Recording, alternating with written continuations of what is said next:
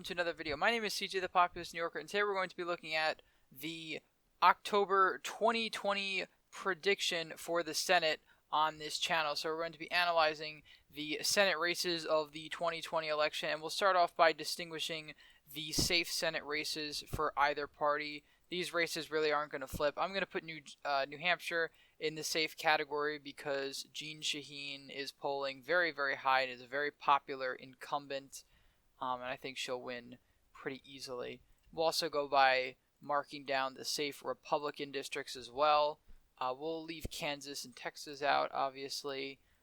Mississippi, I think, will be safe at the end of the day solely because even though Cindy Hyde-Smith won her special election by 9 points, this is a general election, and her counterpart in the 2018 midterms actually won by like 20-something points. So even though she's not the best candidate, I still think she'll do fairly well. Same with Alabama. I think Alabama's going to be safe this time. I see Doug Jones probably getting around 39%, Tuberville maybe 58, 57%, but it's not going to be that close. The most I can see Doug Jones doing is around 40%, in all honesty. Kentucky's going to be safe at this point, West Virginia. South Carolina, we'll just leave for now, but I still don't think that race is going to be as competitive. So we're going to move west to east here. We'll start off with the Senate race in Montana. This was a race that early on, as soon as Bullock announced he was going to run, seemed like it was going to be fairly competitive. And it's still going to be a competitive race, but Steve Daines now has consistently led in the polls over here. He's been up by around 3, 4 points, 2 points, whatever it be, but he's been consistently up in the polls in the Senate race for the last couple of months. Ever since July, the race started taking a turn in favor of Steve Daines, and ever since then, Steve Daines has seemed to be the more popular of the Steves in terms of the Senate. And though Steve Bullock is a fairly popular governor, Montana tends to be more conservative when voting for federal offices, and thus Daines will probably win this race by around 2 to 3 points. Now we can look at the last time Steve Daines ran. He ran back in 2014 for the Senate, and he won his seat by nearly 18 points during a red wave year. This was an open Senate seat, and he won the state of Montana very, very comfortably, although, again, this was a red wave year. Of course, he's going to be running in a general election year. Donald Trump won the state of Montana by 20.2 percentage points. This is the kind of environment Steve Daines is going to be running. Trump will probably do worse than he did in 2016, but I think it will still probably be a safe margin. However, Bullock also won during a general election year. However, he was governor and not senator, so there is a difference. And also, Steve Bullock did not win by a whole lot, but it does show that he is a force to be reckoned with. The people of Montana voted for Steve Bullock the same election they voted for Donald Trump. There were definitely Trump-Bullock voters, and that's going to be the case in 2020 as well. So Montana will be close, but at the end of the day, I think this race is going to be lean Steve Daines, possibly even likely when it's all said and done. But right now, I think lean is fairly comfortable. I think Steve Daines will probably get 50%, Bullock probably 46, 47. That's my margin anyway. Move down to Alaska. We won't talk too much about this state. I think it's going to be likely Dan Sullivan. If we go to some of the polls here, Al Gross, who is the independent / Democrat / everything that's not a Republican candidate, because that's kind of how Alaska does things. He's been in some polls doing fairly well, but Sullivan has been consistently up in the majority of polls. Polling in Alaska is very unreliable, so it would not shock me if Sullivan ended up winning this race by around 6 or 7. But this is no doubt a competitive race, probably solely based on the fact that Al Gross seems to somehow be getting a surge, and I guess Dan Sullivan isn't that popular. Dan Sullivan won his seat, unseating an incumbent Democratic Senator, Mark Begich, by around 3 points, 3.2%. And this time around, he's running in a presidential election environment in which Alaska last time went to President Trump by around 15 points. And though it could be closer, it might be around the same. This race will be a lot closer just because Alaska tends to be more one of those more split ticket states, and is more open to voting for independents and such. But their other races really weren't that competitive last time. It still is worthy of note, though, that Al Gross is mounting a decent campaign against incumbent Senator Dan Sullivan. The state of Arizona has actually been very uneventful this time. If we look at Arizona's polls, they've been relatively consistent the whole time, with Mark Kelly having a massive lead over Martha McSally. This poll is garbage. I would throw it away. This is a Republican-leaning poll. Throw it away. It's not going to be at all accurate. Likewise, if there's any Democratic polls in here, I would throw them out too. But again, the only polls that Martha McSally has been leading in, essentially the entire race, at least in 2020, are Republican polls, and I think this one where they tied is a Republican poll. Martha McSally is toast. I think, though, at the end of the day, the race is not going to be a likely race. I think it'll actually be a lean Kelly race. I think Kelly will win by around 5 points or so. Arizona is getting much bluer, but it's not that blue yet. I don't think this is going to be like a safe Democratic or even a likely Democratic win. But a lean win, nonetheless, is still a pickup for the Democrats. And I think this is effectively guaranteed, as Martha McSally is an abysmal candidate. She's terrible. She lost in 2018. We could pull up that race real quick.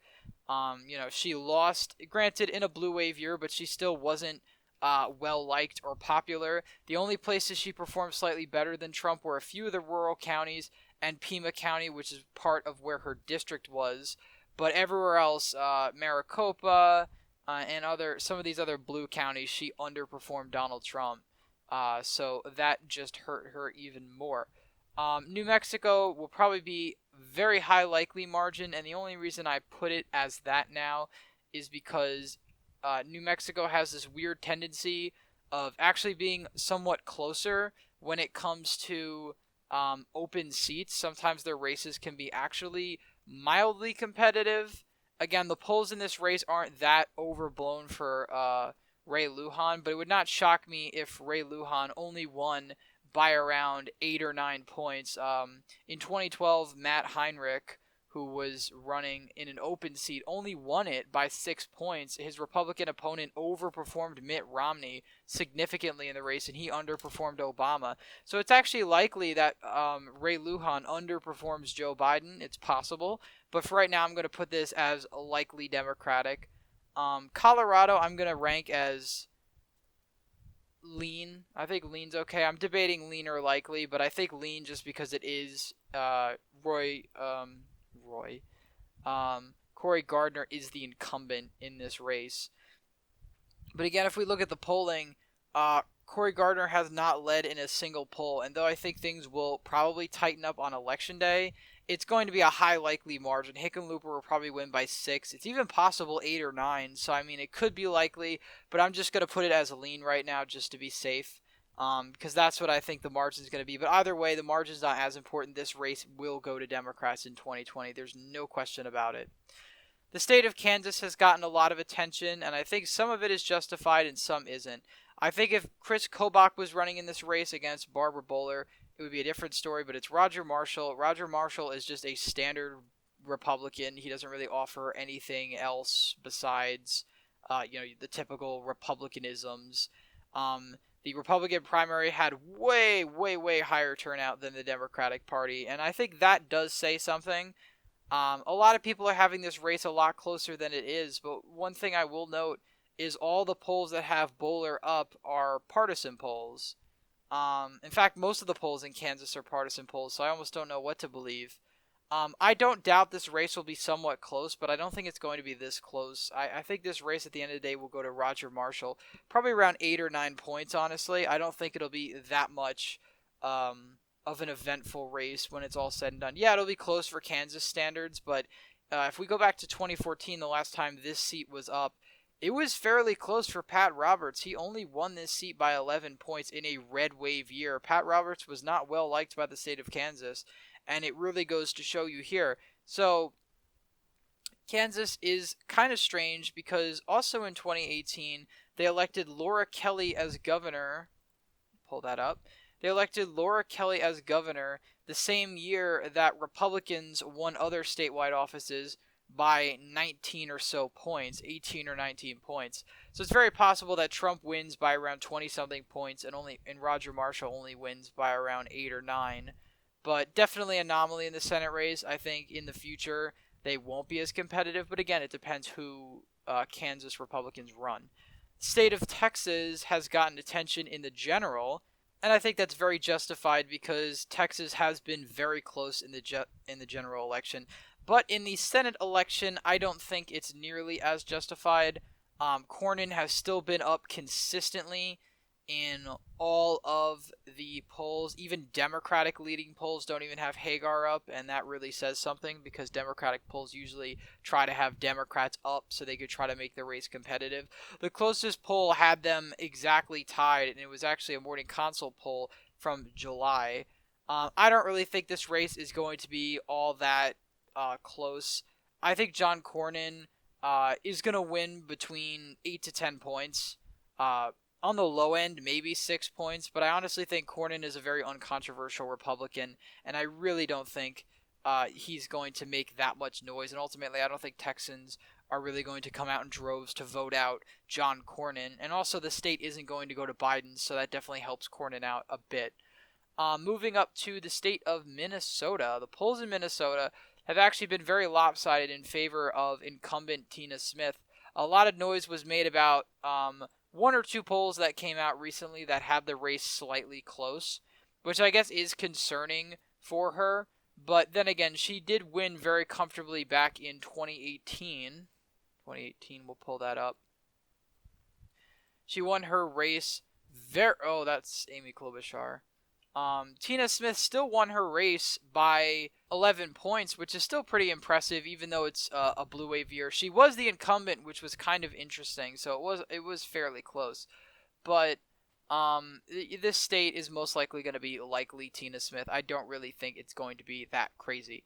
Iowa has gotten really interesting lately, and the polls have narrowed up consistently in Iowa. Joni Ernst seems to be in a lot of trouble. In fact, the aggregate has Greenfield up by 3 or 4 points. Now, the interesting thing is Joni Ernst hasn't had an advantage in this race since May or the spring of this year. Now, a lot of the polls commissioned are by Democratic pollsters, so I would, caution optimistic Democrats for the state of Iowa, just because of how red Iowa will probably be in the presidential, and it'll be less red than it was in 2016, but I still think it'll be relatively red. I still think Joni Ernst, as of right now, I would put as leans to win this race, probably around 3 points or so. I think it'll be very close, but I still think Joni Ernst is going to win based on the fact that Trump will probably carry the state and the fact that Iowa polls tend to be all over the place. Trump was up in Iowa, I believe, 2 points on Election Day. He won the state by almost 10. So Iowa polls are not the most reliable. Joni Ernst is definitely in trouble. I will say that. She's definitely vulnerable. But I think as of right now, on Election Day, I see her probably winning by around 3 or 4 points. I could be wrong about that, but that's the way I see it as of right now. Michigan was a Senate race that over the summer got a lot more attention between Gary Peters and John James because there was a brief period where John James was actually up or tied with Gary Peters, and actually some polls that still have that. Peters is actually not doing so hot for an incumbent senator in Michigan. He's only up by 5 points or so. That's actually very concerning for him. The only poll that has him up really high is, of course, a public policy poll that is a Democratic poll. Sure, you could argue that the Republican polls and, Trafalgar and stuff, they have John James up. But even more reputable polling companies, I guess like Morning Consult and whatever, it's still relatively close for an incumbent Democrat in Michigan. I think right now this race is probably going to be lean, but I wouldn't be surprised if the margin was only 4 or 5 points. And I wouldn't even be shocked either if John James outperforms Trump, because I think that actually is a very likely scenario. We'll move up here to Maine and just go down. Maine is another race. This has, of course, Susan Collins, the incumbent Republican senator. We go down to the polls here in Maine. Sarah Gideon has been up very consistently since July. The only poll that has them tied is a Republican poll. She's up 6 or 5 points in the average. I think this race will actually be closer than people think. I think it'll actually be a lot closer, but I still think Sarah Gideon is going to win, probably around a point or a point and a half or so, but I do think it's going to be a very close race because I still see I've seen some polls where as many as 15 to 20% of people that plan to vote for Joe Biden in Maine plan to vote for Susan Collins. So with that taken into account, I think the race will barely go to Sarah Gideon, but I think it will flip at the end of the day just because Susan Collins has become one of the most unpopular senators in the country. Now, moving on down south, North Carolina is really interesting because Cal Cunningham was up by a lot until his cheating scandal, or, his very tame, almost kind of, cringeworthy, nerdy sort of cheating scandal where he was texting the wife of an Army veteran, which is, if you read the text, it's almost like the most innocent flirting and cheating I've ever seen. But still, nonetheless, I guess it left somewhat of a sour taste in people's mouths because originally it didn't really affect him in the polls, but now we're seeing that polls are being are narrowing up a lot. Even Democratic polls, Data for Progress, only has Cunningham up by 4. That's very troubling because North Carolina is a state that always overestimates Democrats in the polling. I'd be very shocked if this was the result, if Cunningham won by this much. But I think Tillis is making a comeback. The latest 2 polls have the race effectively tied, and some of the polls before that have Tillis only down by around 4 points, around 3 points, 1 point. So, I'm trying to look for more reputable polling agencies here. Morning Consult has Cunningham up by 6. That's fairly good. But again, when it comes to the polling average, the average of polls, I definitely think these polls need to be weighted for Republicans because I think as many as 9% or even 11% of registered Democrats vote Republican in North Carolina. It's one of the largest margins of any state. So with that being said, Cunningham needs to overwin to win in the state. And right now, it looks like Tillis is going to win very, very narrowly in this state. We could go back to 2016, the last time a Senate race was up in the state of North Carolina. Bill Burr, or Richard Burr, he won his race by around 6 percentage points. And the polls actually had his opponent winning in a decent amount of them. It was a fairly close election. But at the end of the day, swing voters and I guess more of the suburban voters swung to Richard Burr because areas like Wake County, even Mecklenburg, Cumberland, these counties were much closer than they were for Donald Trump. Mecklenburg was 62-32. Mecklenburg for Richard Burr, he got 37%. So it's really a big difference. And he also won New Hanover County by around 6 points, which is usually a bellwether county in North Carolina. So I do think this race is going to go tilt red. I know some people will disagree with me. I think I'll be proven right on election night, but I could be cocky by saying that. South Carolina, we're not going to spend too much time talking about because I think there's a lot of noise about this race for no reason at all. Lindsey Graham, contrary to popular opinion, is actually still above water in South Carolina. I've heard he's like around plus 9 or 10 in the state in terms of approval rating. And the majority of polls that have Jamie Harrison up or tied are all Democratic polls. All the polls that have the race close are Democratic polls. Again, Morning Consult, I would argue, leans more Democrat. It has this race fairly close. I think the more accurate results are races that have it, between 4 or 5 points. But again, all the pollsters polling this race, I don't really know how accurate they are. And some people have this race as likely because I think realistically Harrison isn't going to win based on the fact that almost all the polls he's leading in are Democratic leading polls. You factor that in with the polls that Lindsey Graham's leading in, to the aggregate, Lindsey Graham's up. And I still don't know how accurate polls in South Carolina are because it's a safe red state. Polling in safe states is very hard to get accurate. My personal prediction as of this video is that South Carolina will be likely Lindsey Graham. I think he'll win by around 12 points or so. I don't think South Carolina is trending blue. In fact, the numbers say the opposite. South Carolina is trending red, and it's actually trending red more so than the other states in the region, particularly its neighbors, Georgia and North Carolina. So I think that trend's going to continue. I don't really see Lindsey Graham losing this race. Moving on to Georgia, We have two races to look at in Georgia. We have the regular Senate race and we have the special. We'll start off with the regular Senate race between Perdue and Ossoff. If we look at the polling for Jon Ossoff and Perdue here, David Perdue has shot up in the polls in at least this last one, which shot him up in this chart here. But overall, there was a period where Ossoff kind of had his moment in the sun, but it seems like Perdue has reclaimed the lead in a lot of these polls. The only polls that really have Ossoff up as of now are Democratic polls, although some of them are regular polls. I don't know the partisan leaning of all these other. Quinnipiac might be Democrat. I've seen a lot of skewed polls from them. But, I mean, this race is still going to be close, no doubt. I originally had this race as likely. I think this race is definitely going to be a lean race for Perdue, and in fact, it could come off to a runoff if the margin is, say, 49-47 or 49-46, because if a candidate doesn't get a majority, 50+1 of the vote, it automatically goes to a runoff, which in that case, I don't know who would win, because it basically depends on whose base is more enthused. If Trump wins, it's actually possible that Ossoff wins, just because the Democratic base will be fired up to have more of a check on President Trump. So it's very, very possible. This race, the special election, is much harder to predict because we don't know who the nominees are going to be yet.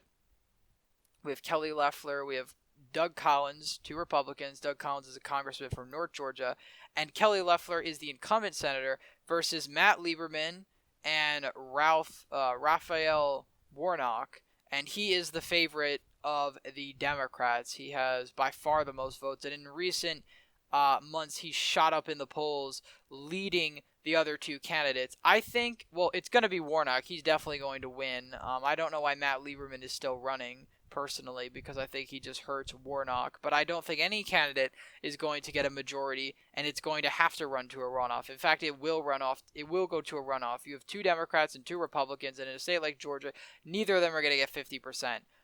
If Doug Collins wins on November, or he comes in second place between Warnock, I would favor Doug Collins to win. If Warnock is against Loeffler, on the other hand, she has a whole lot of corruption scandals. She's not very popular in the state. That could definitely be a toss-up and possibly an upset. But again, it depends who wins the general and what the campaign strategies are going forward for these candidates. But by default, I'm going to put this race as also lean Republican, which that means the Senate will stay in Republican control based on this prediction, albeit barely. Now, of course, I could be off one or two states. Susan Collins might hold on to her seat, or on the contrary, Joni Ernst maybe could lose her seat, and Tom Tillis could lose his seat, and more of a long shot, but maybe even David Perdue or Steve Bullock wins. So we could see a scenario like this as well, but I just think it's a lot less likely. But that is my current prediction right now. The Senate would be 51-49 in favor of Republicans, giving them the slimmest of slim majorities. However, that is still a majority, and they could still block a lot of the Biden administration's policy agenda. Thank you all for watching this video. Please leave a thumbs up if you enjoyed. I make more videos like this, more prediction videos and commentary. Check out some of the links below to my other playlists. Be sure to subscribe to the channel, hit the bell notification so you don't miss any new videos that are released on here. And with that, I'll see you all in the next video. Thanks for watching.